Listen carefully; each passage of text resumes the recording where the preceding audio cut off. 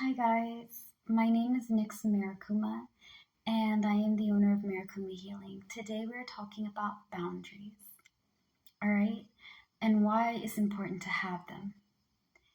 If you have unhealthy boundaries, you are going to tolerate a lot of toxicity. For example, you have a bad habit of trying to make everyone happy, right? You want to please everybody. You don't want to disappoint them. You don't want to feel like the bad guy for saying no. You're always the person that says yes, even though you don't really want to do it. You do it anyways, right? And that's great that you want everyone to be happy. It is, but it's not healthy. Being a people pleaser, being a yes man or a yes woman or a yes person, always agreeing, never saying no, you're going to be stuck with people that will take advantage of you for that, okay? Some people will think that you don't mind it and that you're fine and that you're happy with it and not really think big. And some people will know that they can get away with anything and they will test you. They'll do worser and worser things until you get so fed up with it that you start saying no, that you start fighting back. What are healthy boundaries and how do we set them, right?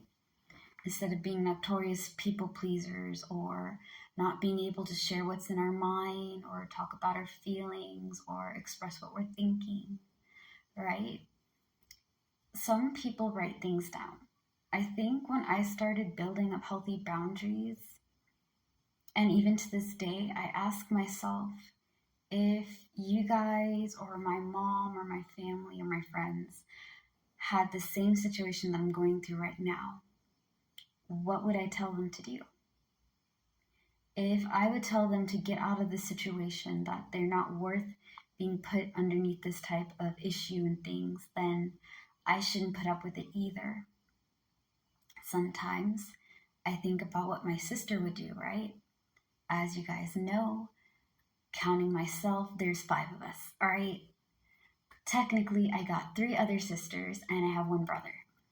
And I asked myself, because I'm the oldest on my mom's side, so my sister next to me, a really sweet and wonderful, amazing lady, and she is one of my biggest role models, which I know is silly to say because, again, I'm the oldest. I'm everybody's role model, clearly. But I think about what she would do. I think about what my mom would tolerate and what she wouldn't put up with. I think about my grandfather and how he would carry himself. And if it's not something that those 3 would do, then I won't do it. I understand that we sometimes fall back to bad habits. We sometimes feel like we're obligated to try to make everybody happy, or we feel guilty for saying no, or we feel guilty for living our life and doing what we want because that's not what my family would want. That's not what my friend would like. That's not how my job sees it. This is not how other people want me to be. Here's the thing, honey, and I say this with love and respect. 1, it is not your job to make the world happy. 2, you have 1 life, you have to live it fully. 3, what do you want? Who do you want to be with? Who do you want to be? I want to be happy. If I ask you guys, and you guys ask me what I want to be happy. I want people that love me for all of me. Not just for money, not because I have my own business, not for status quo, not for the materialistic below me. I want to be accepted for who I am as an individual, for my mind, my heart, my spirit, not just my body. And it took me a really long time to do healthy boundaries, to say no to toxic people. That if somebody's being nasty and rude and a bigot and a prejudiced son of a gun, that's not who I want to be around and that's not who I want to be. I don't want to become that. When you hang out with bad people, you hang out with bad influences, you pick up their nasty habits. The same goes for if you hang out with open minded people, if you hang out with nice, kind people, people who are legit, they're authentic, they embrace who they are, they admit when they're wrong, they correct and they do better. You pick up those habits as well. We are basically sponges in a sense. So, again, when you're setting up healthy boundaries, you have to ask yourself the important question. It's an easy question to ask, it's a hard question to answer. What do you want? What do you want to have in your life? Who do you want to become?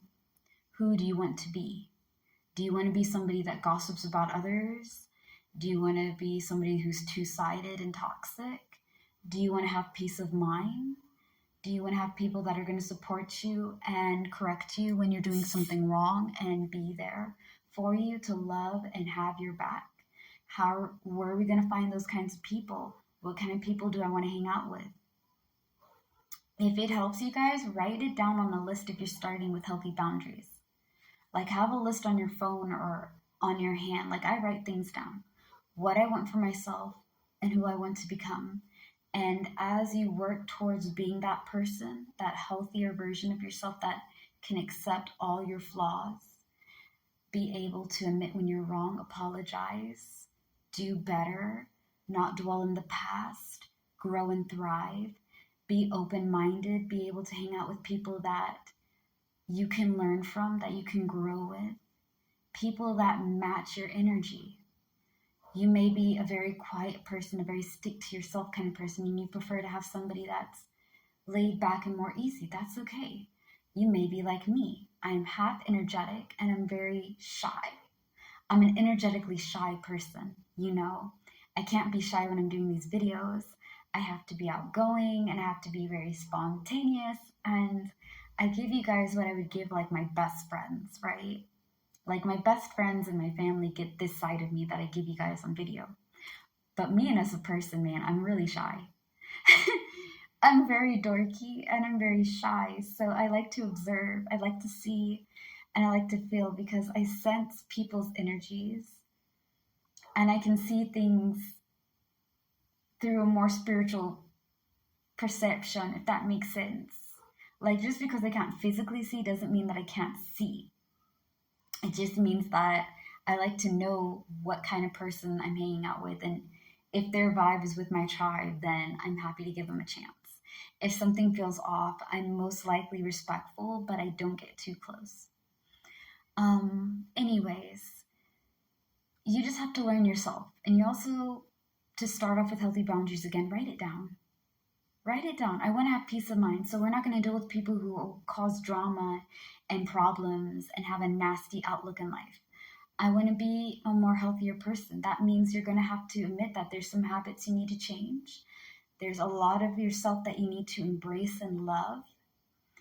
Just like you love the phases of the moon, the sun when it's up, the seasons, and the changes of reasons, right?